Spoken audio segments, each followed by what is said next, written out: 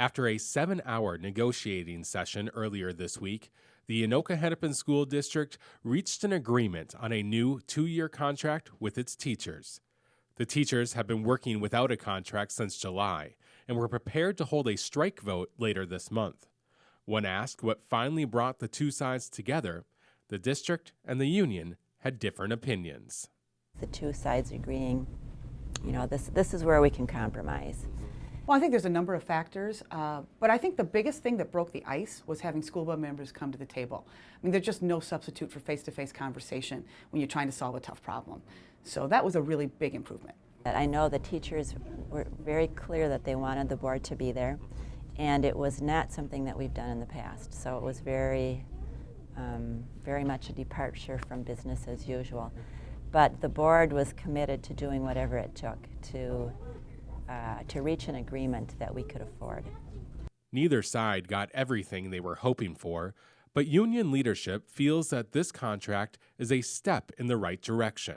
Basically, we were able to hold back a really divisive additional step for our younger teachers.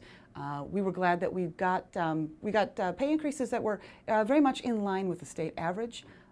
In addition, we were able to get some guarantee for our health insurance for next year, and that was a help as well. For the district, it was important to meet the goals that were set by the school board when they entered into negotiations 10 months ago. We believe that this fits within our goals, and this will not require that we make additional cuts.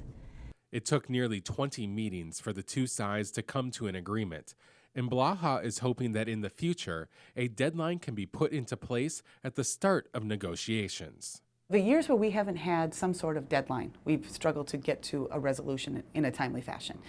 Years where we either had what was called the January 15th deadline from the state, or when we had a levy that had basically a November 4th deadline, those helped us get things done. I think that we should reconsider some sort of deadline like that. Otherwise, I'm afraid we'll have to, as teachers, continue to build our own deadline. And while Blaha is glad that an agreement has been reached, she feels that there is still more work to be done in the future. Teachers are still concerned. They've made a lot of sacrifices over the years. And even though this, again, is movement in the right direction, I don't think that we have necessarily rebuilt all of that yet. We still have work to do. So I think that we may see some improvement, but we still have work to do. The teachers are not the only union group negotiating with the district at this time. 4 other groups are working without a contract, including one that has not had a contract for more than a year. Now that the teachers' contract is settled, the hope is that the other groups can come to an agreement soon. I expect that now the teachers are done, they will follow fairly closely. That's the typical pattern. I really hope that again, the cooks and the principals and the custodians, some of those community ed people, I think they deserve a settlement too. Throughout the long process, the district was pleased at the tone of negotiations and commends the teachers for keeping their focus on the classroom and not the boardroom. They were really focused on what was happening in their classroom, and we never heard reports of teachers, so concerned about negotiations that they weren't focusing on kids. And that is very positive. I really credit them for doing an outstanding job of focusing on our key mission of educating students.